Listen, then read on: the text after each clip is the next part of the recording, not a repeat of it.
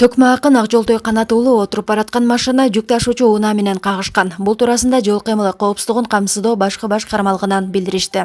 Маалыматка ылайык, аталган жол кырсыгынан 4 адам набыт болуп, бирөө ооруканага жеткирилген. Анын арасында Акжолтойдун жубайы да болгон. Кырсык 11 ноябрга караган түнү саат 00:45 чамасында Бишкек Нарын Торгар жолунун 218-чакырымында болгон. Subaru Impreza үлгүсүндөгү машина Ысык Көл облусунун Кочкор районун көздөй бара жатып, каршы тилкедеги жүк ташуучу автоунаа менен кагышкан. Анын кесепетинен жеңил унаанын 27 жаштагы айдоочусу, 26 жана 19 жаштагы эки жигит, болжол менен 25 жаштагы кыз мерт болгон деп айтылат маалыматта.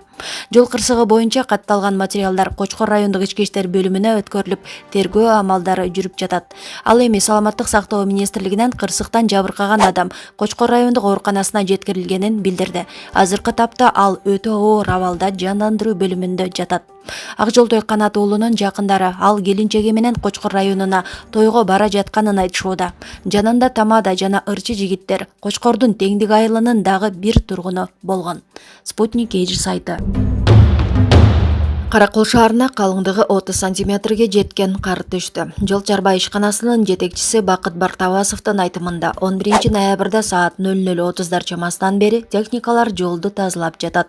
Суу кар болгондуктан техникаларга оорчулук жаралып жатат. Учурда борбордуу көчөлөрдү тазалап жатабыз. Жалпы 4 техника тартылды дейт ал. Муниципалдык автобазанын жетекчиси Алиевдин айтымында коомдук унаалар текшерилип жатат. Эгер жолдор тазаланып ачылса, жүргүнчүлөрдү ташыган унаалар үзгүлтүксүз каттоого даяр дейт ал. Турмуш Эйжи сайты. Облустар ортосундагы жолдордун айрым жерлерине кар түшүп, учурда жол тайгак болуп жатат. Бул тууралуу Спутник Кыргызстандын кабарчысына Транспорт жана жолдор министрлигинен билдиришти. Кыргызстандагы 28 ашуунун ичинен кар Ала Бел, Тоо ашуу, Чоң ашуу жана Сөөк ашууларына түштү. Акыркы 2 ашууда кардын калыңдыгы 40 сантиметрге жетти. Калган ашуулардын айрымдарында күн ачык болсо, айрымдарында ала булут каптап турат. Облустарды бириктирген жолдордо автоунаа тыгыны жок. Болгону кечээ Ала Белде жүк ташуучу унаа токтоп калып, саат 18-ден 20-га чейин жол кыймылына тоскоолдук жаратты деп айтылат билдирүүдө. Министрликтен кошумчалашкандай, учурда жолго кум чачылып жатат. Спутник Эйжи сайты. Кечээ 10 ноябрь күнү белгилүү комузчу Нурзат Оразалиева 44 жаш курагында көз жумду. Маалыматты өзү акыркы жылдары эмгектенип жүргөн Кыргыз улуттук консерваториясынан тастыкташты. Оразалиева узак убакыттан бери оору менен алпурушуп жүргөн. Тилекке каршы аны жеңе алган жок деп айтылат билдирүүдө. Комузчунун артында бир кызы калды. Маркумдун сөөгү эртең 12 ноябрь күнү Кичи Мекени Ат Башы районунда жерге берилет. Стамбулда Азаттыктын иликтөөсүндө аты аталган Айеркен Саймайтины өлтүрүп кетишти. Түркиянын Стамбул шаарында куралдуу кол салуунун кесепетинен Уйгур улутундагы Айеркен Саймайты оор жаракат алып каза болду. Окуя ал кечээ 10 ноябрда саат 23:40 мейманкананын кафесинде отурганда болгон. Жергиликтүү басмалардын маалыматы боюнча окуя болгон жерге дароо полиция жөнөтүлүп, жабырлануучу ооруканага жеткирилген. Бирок анын өмүрүн сактап калууга мүмкүн болгон жок.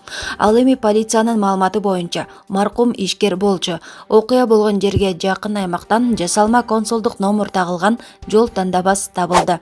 Буга чейин Айеркен Саймайтынын ысымы Азаттык радиосунун Кыргызстандан чыгарылган $700 миллион тууралуу журналисттик изилдөөсүндө айтылган. Баракелде сайты. Өрчү Анжелика Кайратова Суперинфо гезиттин жалган маалымат жазды деп айыптап чыкты. Ал Instagram баракчасы аркылуу аталган басылмага интервью бербегенин жазып, Суперкейджидеги видео интервьюсу бурмаланганын айтат. Анжелика Кайратова гезиттин жүрөгүм бош эмес, жигитим колумду сурады темасындагы макаласына нааразы. Жигитим деп айткан эмесмин, жүрөгүм бош эмес экени туура, бирок жигит жандап жүрө турган куракта эмесмин. Менин уруксатымсыз мен жөнүндө калп маалымат таратканды токтоткула дейт Анжелика. Анжеликанын бул билдирүүсүн айрым шоу бизнес өкүлдөрү колдоого алышты. Анжелика сага толук кошулам. 7 жыл мурун булар менден алган интервьюну да бурмалап чыгарышкан. Бир кечирим сурашкан жок. Ошондон бери булар менен мамилем жок деп жазган Өрчү Самат Дөлөтбаков. Суперинфону биринчи көрүп жатасыңбы дейт Асыл Апасова. Элдик медиа сайты. Япониялык футболчулар Бишкекке келди. Бүгүн 11 ноябрга караган түнү Бишкек шаарына Япониянын футбол боюнча курама командасы учуп келди.